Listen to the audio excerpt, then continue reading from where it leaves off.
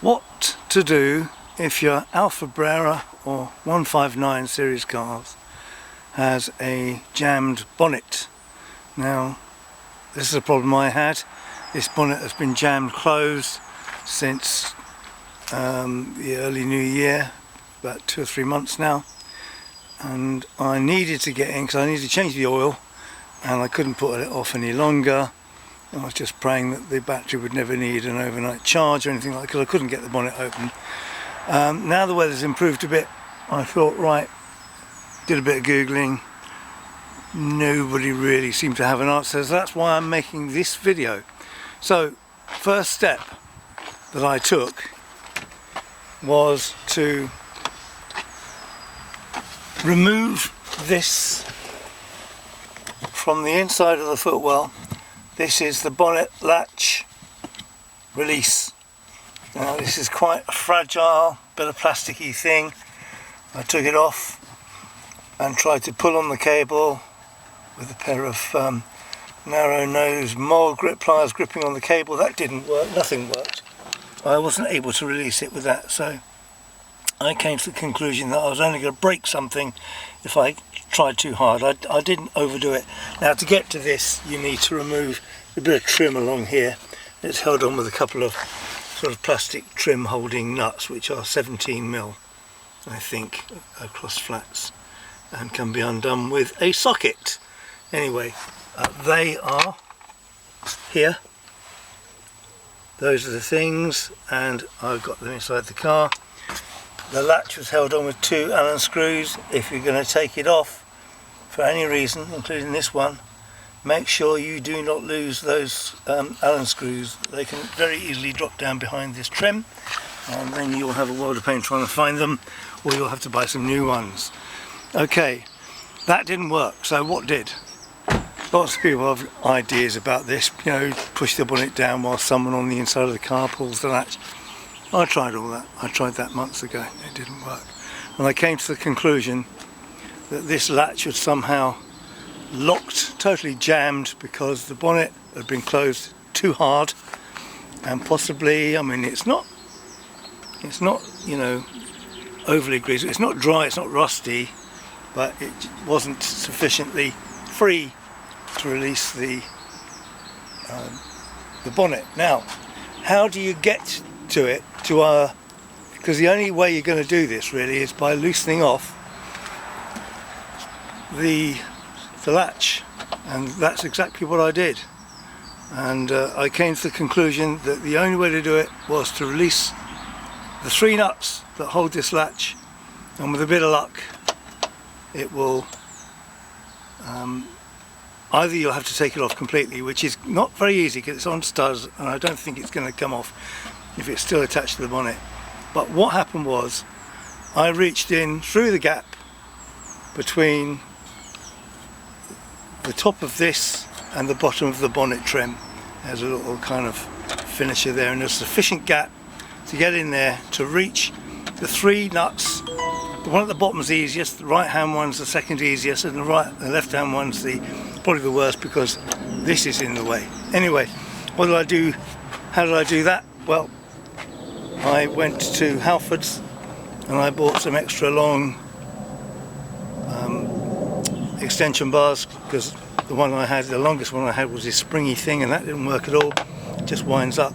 I had a short one in the Halfords pack, but I've got a universal joint from my Halfords toolkit, 10mm socket, universal joint, and then the 2 new bars and the ratchet wrench.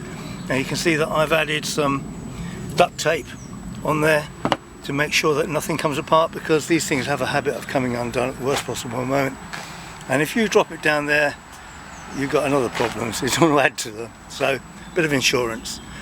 Also I needed a way of seeing. Now this is a very handy torch. I was able to switch it on, poke it into the gap, and that enabled me to see the nut. While that I didn't need to hold a torch, I could see the nut, it wasn't reflecting on the grille, and enabled me to get in and loosen off the nuts. Then I had a couple of magnety things. There's a big one that I bought from a bloke at Brooklands, but I don't know, dead cheap that was, £3. And It's El Cheapo one, which has got a torch on it that doesn't work anymore, that I bought from Aldi. But also you need to, if you've not got a hoist, you need to go lay on the ground and reach up into it. But if you're careful, and I spent all day on this yesterday, not succeeding, but today I went and bought these this morning. This is Bank Holiday Monday, Easter Bank Holiday Monday, and within half an hour I'd taken off the bottom nut completely, put it in my little tray, took off the right hand nut completely, and I was loosening off the second one, and the whole of this then became loose. I rattled the bonnet around and I thought, well, let's see, and I went inside the car, pulled the lever carefully, and it clicked, it undid. And you know, you could have heard me from 5 miles away cheering about that success, because I really didn't know how I was going to sort this out if that didn't work, because I think reaching up from underneath the car is going to be very, very difficult. So I know a lot of people have had this problem, judging by the forums. If you can't get it undone the normal way, you know, don't swing on that catch. It's too brittle, too fragile. The cable's really not very strong. It's not a brake cable from a motorbike. It's just enough to overcome a little spring and a small latch. It doesn't need to be big, but you know, Alfa have got a bit of a history of this, I think, judging by the, mind you, it happens a lot on other cars, but anyway, I've only had this with this Alfa and the GTV. That's not the easiest either. But anyway, if you want to know how to do it, that's how I did it, and I don't think there's any other way to do it. And I was thinking that I might have to like rip this out and break things off. And no good taking the bonnet well off, because there's metal behind it. So if you do rip that off, you know, you just incurred a load of expense, and you're no better off. But you know, pulling this off, and it's screwed on from behind, so you know, it doesn't come off without damaging things. So I was like, well, I was even looking up the price of new ones, thinking, well, if I cut it, then get it off, and then remove the bumper and fit a new grille on, you know, I was even prepared to spend that kind of money to sort this out, because I was getting that desperate. So anyway, this works. Now my next job obviously is going to be getting this very clean and spraying some grease on it, which I haven't got, so I shall be buying some grease online. The next job after that will be changing the oil on this baby, and the serpentine belt and the tensioner pulley, which is currently making a bit of a noise. So thank goodness I've done that.